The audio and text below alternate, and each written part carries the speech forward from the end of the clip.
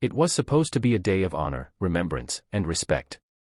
A funeral fit for a national hero, the passing of General Raymond Ellis, a man whose leadership had saved countless lives and shaped an entire generation of soldiers. The cemetery was guarded, lined with high-ranking officers, family members, and politicians. Every seat was reserved, every moment scripted. But in the crowd, at the very back, stood a man most wouldn't notice at first glance. A worn jacket, boots that had seen too many marches, and the heavy eyes of someone carrying a lifetime of burdens. His name was Daniel Hayes, a single father, a veteran who had once served under General Ellis. He had come not for recognition, but to say goodbye to the men who had once been his lifeline in the darkest of battlefields. Yet, when Daniel tried to step forward, the guards blocked his way. "Sir, this area is restricted. Only family and authorized personnel may enter." Daniel's hands trembled as he clutched a folded letter written years ago by the very general they were honoring. He whispered, "I was his soldier. I promised him I'd be here." But the guards refused, dismissing him as though he were no one. What happened next would silence the entire cemetery, halt the ceremony itself, and leave every soul present with a story they would never forget. Because sometimes, true honor is not found in titles, medals, or protocols, it is found in recognizing the quiet sacrifices of the forgotten. Daniel Hayes had lived two lives. The first ended the day he came back from Afghanistan. Once, he was Staff Sergeant Hayes, respected, decorated, and part of a brotherhood. But the war had stripped him of more than his uniform, it had left him broken, widowed, and raising his young daughter Emily on his own. Civilian life hadn't been kind. Jobs were scarce, and the weight of memories made every day a battle of its own. Still, when he heard that General Raymond Ellis had passed, Daniel knew he couldn't miss the funeral. Ellis wasn't just a general, he was the reason Daniel had survived. Years ago, in the chaos of a desert ambush, Ellis had pulled him from the wreckage of a burning vehicle and whispered, "You're going home, soldier. Raise that daughter of yours. Don't let this war take everything from you." So Daniel put on the cleanest clothes he owned, pressed his late wife's silver chain into his daughter's hands, and traveled hours to the national cemetery. Emily, just 9 years old, clutched his hand as they approached. She didn't fully understand who General Ellis was, but she knew he mattered to her father. At the gates, uniformed guards scanned the crowd, letting in only those on the guest list. When Daniel reached the front, he introduced himself. "Daniel Hayes, former Staff Sergeant. I served under General Ellis in the 54th Battalion. He saved my life. Please, let me in." The guard barely looked at him. "I'm sorry, sir. This service is limited to family and invited dignitaries. You're not on the list." Daniel's heart sank. "I'm not asking for recognition. I just want to pay my respects." The second guard stepped forward, firmer. "Sir, please step aside." Emily tugged at her father's sleeve, whispering, "Daddy, why won't they let us in?" Daniel swallowed hard, fighting the sting of humiliation.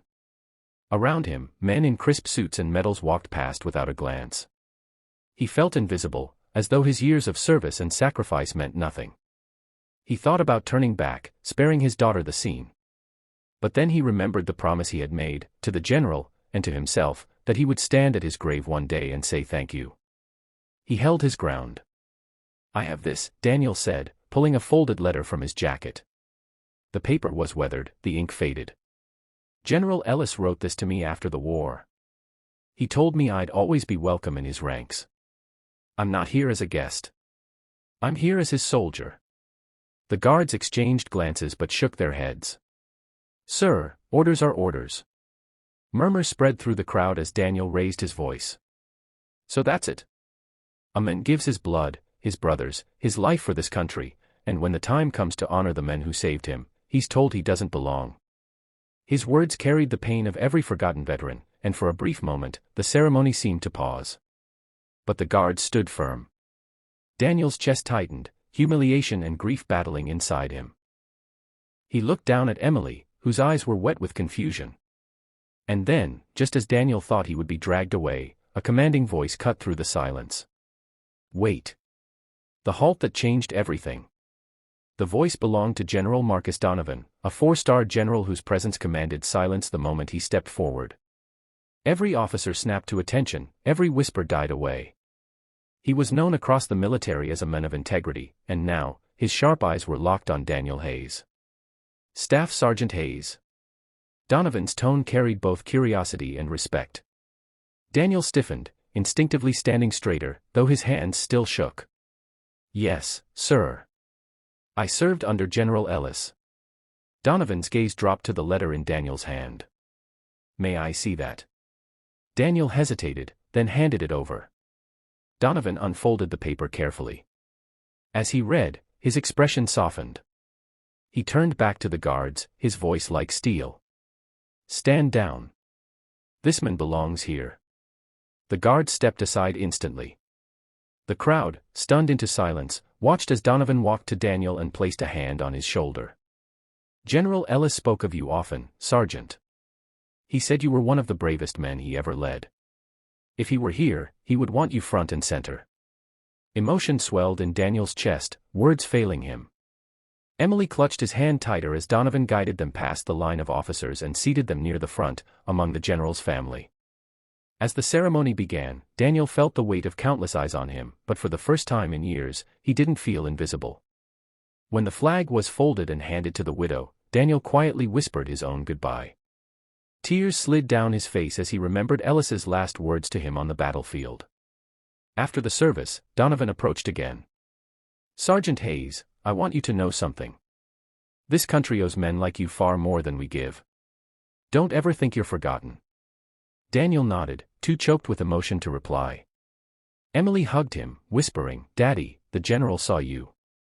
And in that moment, Daniel realized something.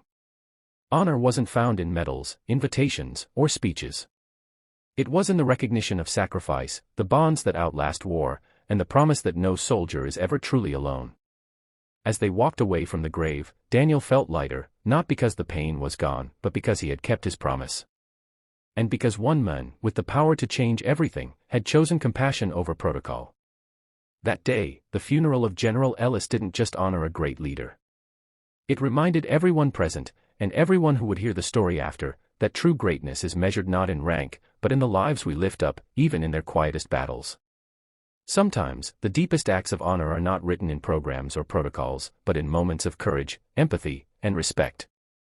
For every forgotten veteran, every struggling parent, every unseen hero, this story,